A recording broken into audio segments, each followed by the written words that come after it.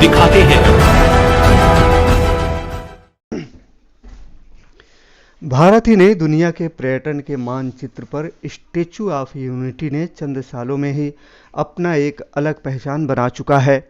गुजरात में विंध्याचल और सतपुड़ा पर्वत श्रृंखला के बीच बहती नर्मदा तट पर खड़ी सरदार वल्लभ भाई पटेल की 182 मीटर ऊंची विश्व की सबसे ऊंची गगनचुंबी मूर्ति स्टैच्यू ऑफ यूनिटी केवड़िया के बंजर गांव के भाग्य खोल दिए हैं।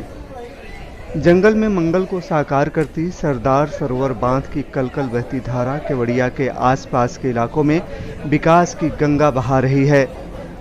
प्रधानमंत्री मोदी को केवड़िया हमेशा से आकर्षित करता रहा है।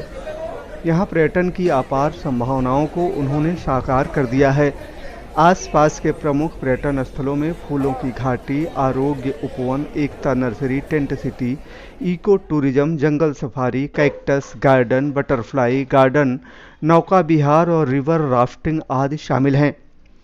सभी स्थल सरदार सरोवर बांध और स्टैच्यू ऑफ यूनिटी के आसपास ही स्थित हैं।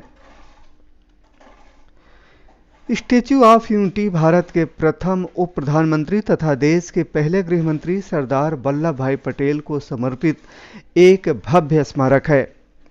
स्टैच्यू ऑफ यूनिटी, जिसकी लंबाई 182 मीटर यानी 597 फीट है, इसके बाद विश्व की दूसरी सबसे ऊंची मूर्ति चीन में स्प्रिंग टेम्पल बुद्ध है, जिसकी कुल ऊंचाई 153 मीटर है। प्रारंभ में इस परियोजना की कुल लागत भारत सरकार द्वारा लगभग 3000 करोड़ रखी गई थी।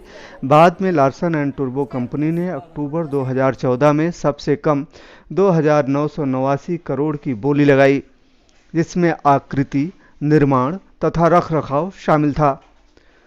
निर्माण कार्य का प्रारंभ 31 अक्टूबर 2013 को प्रारंभ हुआ। मूर्ति का निर्माण कार्य अक्टूबर 2018 में समाप्त हो गया। इसका उद्घाटन भारत के प्रधानमंत्री नरेंद्र मोदी द्वारा 31 अक्टूबर 2018 को सरदार पटेल के जन्म दिवस के मौके पर किया गया।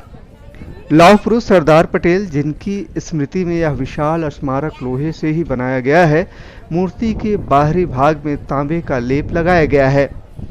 दावा किया गया है कि 100 साल तक मूर्ति के रंग में कोई अंतर नहीं पड़ेगा।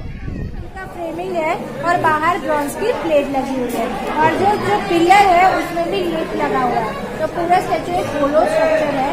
स्टिल उसका वेट 3 लाख मेट्रिक टन से भी ज्यादा है।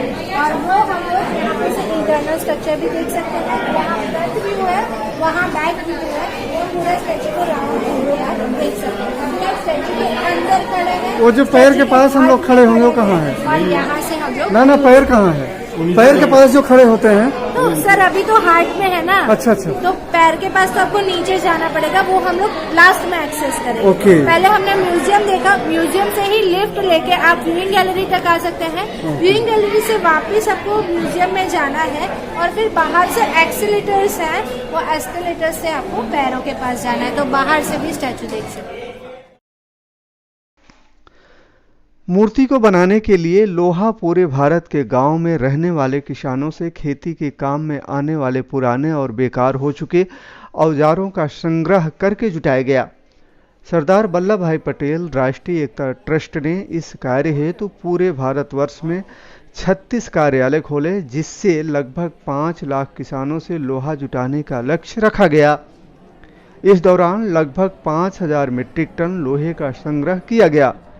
शुरुआत में यह घोषणा की गई थी कि संग्रहित किया गया लोहे का उपयोग मुख्य प्रतिमा में किया जाएगा, मगर बाद में यह लोहा प्रतिमा में उपयोग नहीं हो सका और इसे परियोजना से जुड़े अन्य निर्माणों में प्रयोग किया गया।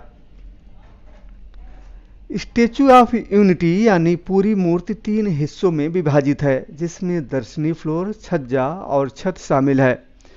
छत पर स्मारक उपवन, विशाल संग्रहालय तथा प्रदर्शनी हॉल है, जिसमें सरदार पटेल की जीवन तथा योगदानों को दर्शाया गया है। नदी से 500 फीट ऊंचा ऑब्जर्वर डेक का भी निर्माण किया गया है, जिसमें एक ही समय में 200 लोग मूर्ति के अंदरूनी भागों के साथ नर्मदा नदी के आसपास के बिखरे सौंदर्य को निहार सकते हैं। हम बता दें कि ऑब्जर्वर डेक मूर्ति का सीना का वह भाग है जिसके अंदर सैकड़ों लोग खड़े होकर नर्मदा के आसपास प्राकृतिक खूबसूरती को निहार सकते हैं। आकाश श्रीवास्तव, केवड़िया, गुजरात। सच दिखाते हैं।